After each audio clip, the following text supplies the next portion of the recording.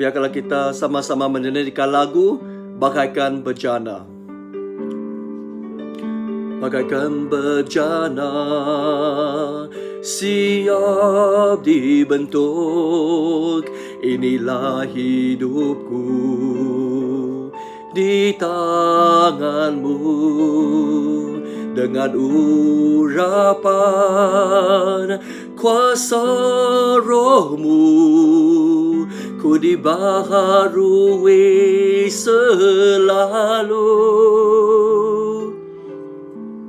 Jadikan ku alat dalam rumahmu, inilah hidupku di tanganmu. Bentollah seturut kehendakmu, pakailah sesuai rencanamu. Ku mau seperti-Mu, Yesus, disempurnakan selalu dalam segenap jalanku, memuliakan nama-Mu. Mari kita bersatu dalam doa. Ya Allah Bapa kami di syurga, kami bersyukur kerana Engkau-Lah Tuhan kami.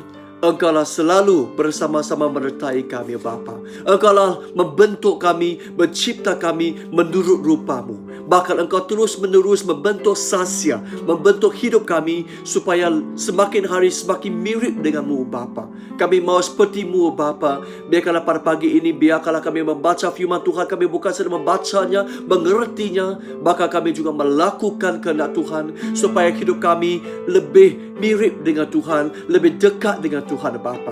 Biarkanlah Engkau mencurahkan kasih sayang-Mu di atas kami melalui firman-Mu pada pagi ini. Terima kasih Bapa kerana mengabuli doa kami.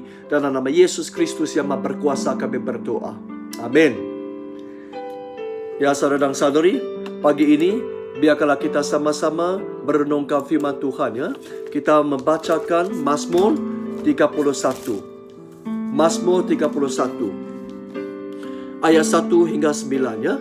Mazmur 31 ayat 1 hingga 9. Saya baca untuk semua.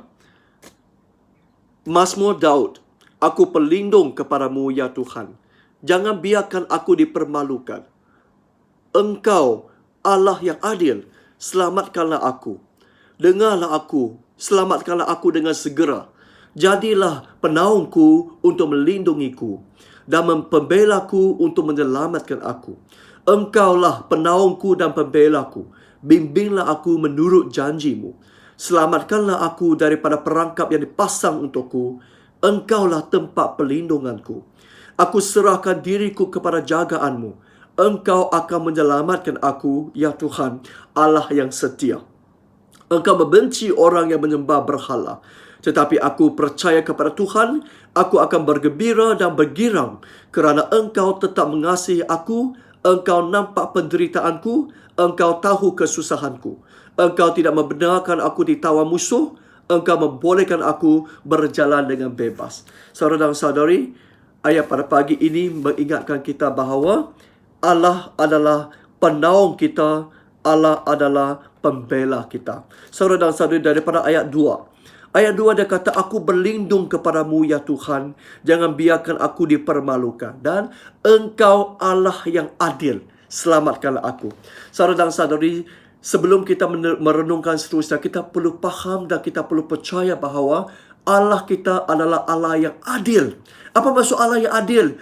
Allah adil bermaksud dia menyelidiki hati dan fikiran kita. Dia tahu apa yang kita lakukan. Dia tahu siapa yang betul, siapa yang benar. Dia tahu siapa yang percaya dan taat kepadanya, dan siapa pula yang membelakangi ataupun mengkhianatinya. Jadi saudara dan saudari, asalkan kita melakukan yang baik, yang betul, jangan takut. Kerana Allah itu adil, dia memang lakukan sejajal dengan kelakuan kita. Jadi apa yang dia lakukan saudara dan saudari? Dua perkara dia lakukan.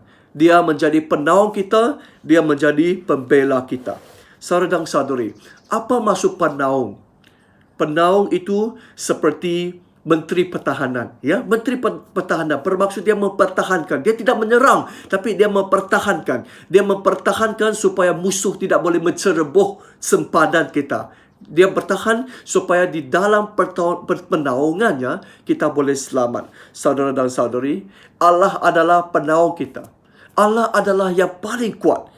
Tiada sesiapa musuh pun yang boleh menempuhi pertahanan Allah untuk kita. Jadi kalau Allah berdiri di depan kita, tiada sesiapa musuh yang boleh mendekati kita.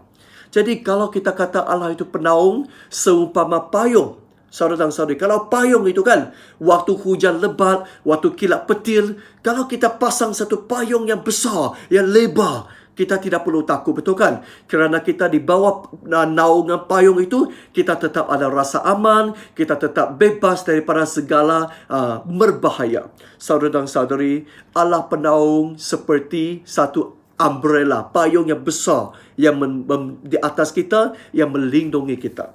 Saudara dan saudari, Allah itu penaung kita seumpama gate, seumpama satu pagar. Saudara dan saudari, dia seumpama pagar yang mengelilingi kita dan membantu melindungi kita bebas daripada segala musuh. Saudara dan saudari, terutamanya dia melarang iblis daripada mengacau kita, melarang iblis daripada menggenggam kita. Jadi iblis boleh nampak kita, tapi dia tidak boleh menawan kita, tapi dia tidak boleh kacau kita, dia tidak boleh merasuk kita, kerana kita ada satu gate, ada satu pagar di sekitar kita, iaitu Allah yang menjadi penaung kita.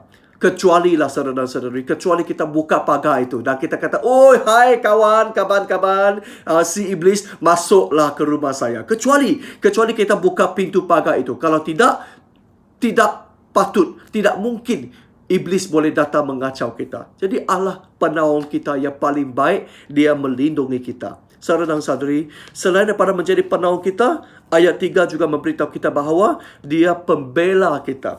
Dia pembela kita. Apa maksud pembela? Pembela tadi itu penaung seperti Menteri Pertahanan. Pembela itu seperti polis. Polis itu dia pergi ke depan. Dia maju ke depan, dia menyerang. Dia menyerang musuh kita dan menyelamatkan kita daripada tangan musuh kita. Saudara dan saudari, jadi apabila Allah mula menghulurkan tangan, mula menyerang musuh kita, kamu rasa mana satu musuh yang boleh tahan? Mana satu musuh yang boleh melawan dia? Jadi kita teringat satu lagu kan, kalau Allah ada di hatiku, siapa dapat lawanku? Saudara dan saudari, kalau Allah ada bersama kita, kalau Allah bersama kita, siapa boleh melawan kita? Dia menyerang, itu musuh kita tetap akan kalah. Saudara dan saudari, walaupun musuh mungkin memasang perangkap untuk kita, seperti ayat 5. Ayat 5 dia kata, "Selamatkanlah aku daripada perangkap yang dipasang untukku. Engkau tempat perlindunganku." Saudara dan saudari, mungkin musuh kita bermuslihat jahat. Mereka mungkin memasang perangkap untuk memerangkap kita. Tapi saudara dan saudari, pastilah Allah akan mampu menyelamatkan kita. Tak kira berapa kuat, berapa lihai, berapa pandai, berapa hebatnya musuh kita perangkap itu, tetapi Allah tetap mampu menyelamatkan kita.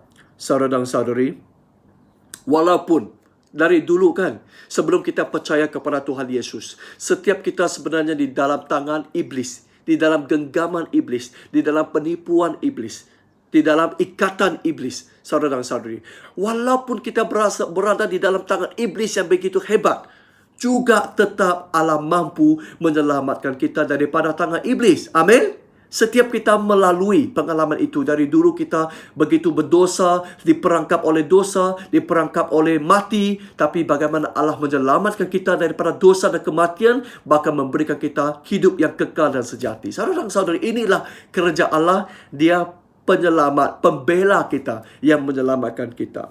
Saudara dan saudari, itu adalah tugas Tuhan. Menaung kita, membela kita. Tapi apa pula tanggungjawab kita? Bagaimana pula tugas kita? Saudara dan saudari, mari kita membaca ayat 6. Ayat 6 dan 7 sampai 9 mengatakan bahawa aku serahkan diriku kepada jagaanmu. Engkau akan menyelamatkan aku, ya Tuhan Allah yang setia. Engkau membenci orang yang menyembah berhala, tetapi aku percaya kepada Tuhan. Saudara dan saudari, ayat 6 dan 7 mengingatkan kita bahawa manusia, umat Tuhan juga mempunyai dua tugas. Allah ada dua tugas, menaung dan membela. Tapi manusia juga ada dua tugas. Apa tugas dia? Tugas yang pertama di ayat 6 yang mengatakan bahawa aku serahkan diriku kepada jagaanmu. Saudara dan saudari, sebagai umat Tuhan, kita perlu memilih. Kita perlu membuat keputusan untuk menyerahkan diri kita di bawah jagaan Tuhan. Saudara dan saudari, kalau kita tidak menyerahkan diri, tidak menyerahkan kuasa, tidak menyerahkan takhta kepada Tuhan, bagaimana Tuhan melindungi kita? Seperti mana saudara dan saudari, sekarang ini dalam COVID-19, Perintah Kawalan Pergerakan, polis ingin melindungi kita. Polis ingin membela kita. Jadi polis suruh kita diam-diam di rumah, kan? Suruh kita diam-diam di rumah, keep calm, jangan panik, di rumah saja, jangan keluar. Tapi saudara dan saudari, kalau kita tidak mahu menyerahkan kuasa ini kepada polis, kalau kita pandai-pandai, kita pergi lepak, kita pergi merayau, kita pergi melancong, pergi sini sana, saudara dan saudari, dapatkah polis melindungi kita? Tidak dapat. Kalau kita masih tidak diam-diam di rumah, kita tidak mau serahkan kuasa, kita masih mau pegang kuasa, kita mau pergi, hoi, ini kebebasan saya. Siapa boleh menghalang saya? Kalau kamu tetap pergi, jadi nanti mungkin kamu dikena oleh COVID-19. Polis pun tidak dapat melindungi kamu. Betul kan? Saudara dan saudari, sama seperti Kementerian Kesihatan Malaysia yang bersifat sebagai pembela kita. Mereka menyerang COVID-19. Mereka berperang dengan COVID-19. Mereka mahu membantu kita. Jadi salah satu cara yang membantu kita ialah pihak Kementerian Kesihatan minta kita secara jujur, beritahu, pesakit perlu declare sama ada kamu pernah berhubungan rapat dengan pesakit-pesakit yang disahkan COVID-19 ini. Tapi saudara dan saudari, malangnya, sedihnya bahawa beberapa hari ini kita nampak ada segelintir pesakit yang dimasuk ke dalam ward, sama ada pesakit ataupun wanita yang ingin bersalin. Mereka tidak declare. Bila ditanya 2 kali, 3 kali, mereka tetap tidak declare. Mereka tetap kata, saya tidak pernah berhubungan dengan orang pesakit COVID-19 ini. Saudara dan saudari, semalam ada satu kes, sehinggalah akhirnya disahkan COVID-19, baru dia mengakui bahawa dia pernah mengikuti satu kenduri perkahwinan bersama-sama dengan pesakit COVID-19. Dan bukan saja ini memudaratkan seluruh kaki tangan perubatan, menyebabkan hospital perlu diasingkan. Tapi saudara dan saudari, akhirnya seorang pesakit yang bersama di dalam ward itu turut dikenakan COVID-19. Wow, saudara dan saudari, kalau kita tidak mau serahkan diri, bagaimana Tuhan membantu kita? Jadi saudara dan saudari, tugas kita ialah serahkan diri. Dan tugas yang kedua di ayat 7 dikatakan, engkau membenci orang yang menyembah berhala. Saudara dan saudari, Tuhan memang melindungi kita. Tapi kalau kita pula yang menyembah berhala, kita pula yang berhubungan rapat, berkawan, hai kawan dengan si iblis, bagaimana Tuhan boleh membela kita? Saudara dan saudari, jadi jangan menyembah berhala. Adakah kamu menyembah berhala? Adakah kamu melakukan dosa-dosa yang diperkenan, yang disukai oleh si iblis? Adakah kamu menyembah iblis, mencari bomo, mencari 4D, menghisap rokok ataupun judi, melakukan perkara-perkara hawa nafsu yang disukai oleh si iblis? Saudara dan saudari, kalau kamu lakukan begitu, Tuhan tidak dapat melindungi kita. Jadi dua tugas Tuhan. Dia penaung, dia pembela kita. Dua tugas kita pula ialah menyerahkan diri kita dan juga jangan menyembah berhala. Saudara dan saudari, dengan itu kita boleh mencapai win-win situation. Tuhan menjaga kita, kita percaya kepada Tuhan. Dan ayat 8 kata, kita pasti akan bergembira dan bergirang. Saudara dan saudari, mari kita berdoa. Ya Bapa, kami bersyukur kerana Engkau penaung dan pembela kami. Bantulah kami tetap menyerahkan diri kami kepada jagaan-Mu dan tetap percaya kepadamu. Jangan menyembah kepada berhala. Biarkanlah kami selalu bergirang dan bersukacita dalam-Mu. Dalam nama Yesus Kristus kami berdoa. Amin. Terima kasih. Tuhan berkati.